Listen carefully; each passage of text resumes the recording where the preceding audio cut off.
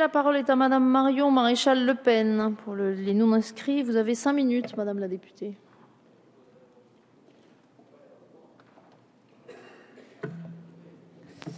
Merci, Madame la Présidente, Monsieur et Madame le Ministre, chers collègues.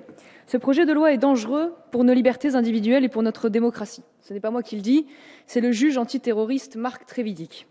Présenté comme la réponse aux attentats de janvier, comme pour mieux faire passer la pilule, ce projet ne traite en réalité que très partiellement de la question terroriste. Le tout récent rapport de nos collègues sénateurs alerte pourtant sur l'aggravation du péril islamiste. 1432 Français djihadistes ont été recensés le mois dernier.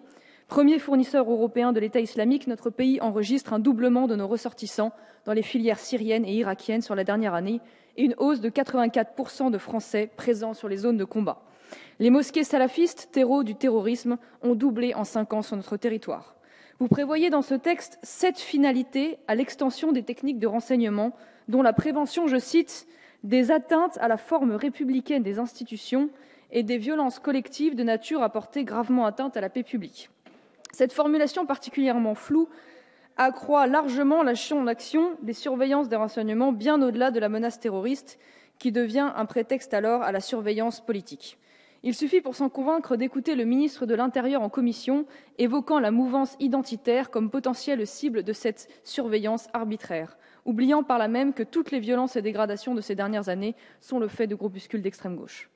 Comprenez mon inquiétude lorsque je constate la véhémence des propos du Premier ministre tenus à l'étranger et en France à l'égard du Front national, et que ce projet de loi fait de ce même Premier ministre le décisionnaire final de cette mise sous surveillance qui échappe à la décision du juge. Évidemment, le gouvernement nous expliquera qu'il n'en est pas question, mais tout est prévu dans ce texte pour basculer du renseignement criminel au renseignement politique.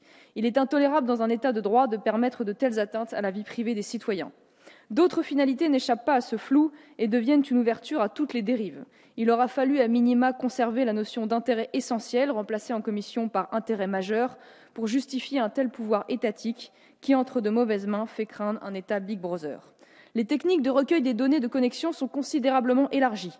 Les services bénéficieront d'un accès en temps réel sur les réseaux des opérateurs télécoms, des hébergeurs, pour récupérer densité d'informations telles que les numéros de téléphone, adresses postales, localisation, correspondance détaillée. Vous allez encore plus loin que la loi de programmation militaire en créant un libre service du renseignement qui permettront l'aspiration directe et massive de données. L'algorithme et les dispositifs techniques de proximité ouvriront la surveillance généralisée des réseaux de communication. Consultation, interception, détournement des correspondances et géolocalisation des équipements. Tel que l'a précisé la CNIL, l'anonymat que vous avancez est un mensonge. Quant aux écoutes prévues dans les interceptions de sécurité, elles pourront être étendues à des personnes susceptibles de jouer un rôle d'intermédiaire volontaire ou non pour la personne écoutée. C'est donc tout l'environnement social sonore numérique d'un individu qui sera aspiré et constituera un levier d'espionnage généralisé. La création de la Commission nationale de contrôle des interceptions de sécurité n'est qu'un leurre administratif qui n'a pour but que de décompresser les inquiétudes légitimes des Français. Ces avis ne sont pas contraignants. Quelle que soit sa décision, c'est le Premier ministre à qui revient tous les pouvoirs. La CNCTR doit investiguer et non contempler. Or, force est de constater la faiblesse de sa composition. Un seul technicien, aucun ancien membre du renseignement. Les 4 parlementaires ne pourront pas exercer le contrôle continu et permanent dévolu à la Commission. Le pessimisme de l'ancien président de la CNCIS sur la compétence technique de la nouvelle CNCTR doit nous conduire à la faire évoluer vers un collège de personnalités qualifiées pour défendre les droits des citoyens. L'exécutif accapare l'ensemble du dispositif du renseignement en contournant le contrôle par le juge judiciaire pour conférer à l'administration le pouvoir décisionnaire. Or, la justice est garante des libertés individuelles, veille à ce que l'équilibre soit respecté entre atteinte aux libertés et intérêt national. Ôter la garantie nécessaire que symbolise le contrôle du juge revient à octroyer un blanc-seing au pouvoir politique et à ses dérives liberticides et intrusives.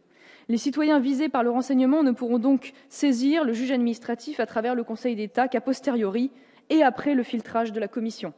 En cas d'illégalité constatée, le Conseil d'État n'est même pas contraint d'annuler l'autorisation du recueil et la destruction des renseignements collectés irrégulièrement. Sans surprise, en revanche, le gouvernement est bien timoré dans le domaine de la surveillance pénitentiaire. Seule une possibilité est laissée au gouvernement d'intégrer par décret le renseignement pénitentiaire dans la communauté du renseignement, alors que cela aurait dû être entériné dans ce texte. Et il y a urgence. Le monde carcéral est devenu un des principaux foyers de l'islam radical. Mera et Nemouche se sont radicalisés en prison. Face à un phénomène de plus en plus massif et dissimulé, il est essentiel de renforcer les effectifs du renseignement pénitentiaire, de professionnaliser sa formation et ses méthodes en l'intégrant à part entière dans la communauté du renseignement. Aujourd'hui, on a repéré tellement de djihadistes qu'on n'a pas assez d'OPJ pour les arrêter.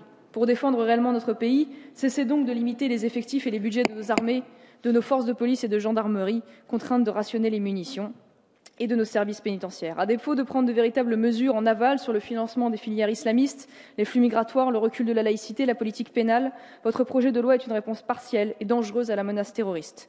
En dépit de l'augmentation nécessaire des effectifs, que je soutiens, je ne peux la voter en l'état, car je ne peux expliquer aux Français que leur sécurité se fera au prix de leur liberté. Merci Madame la députée. La parole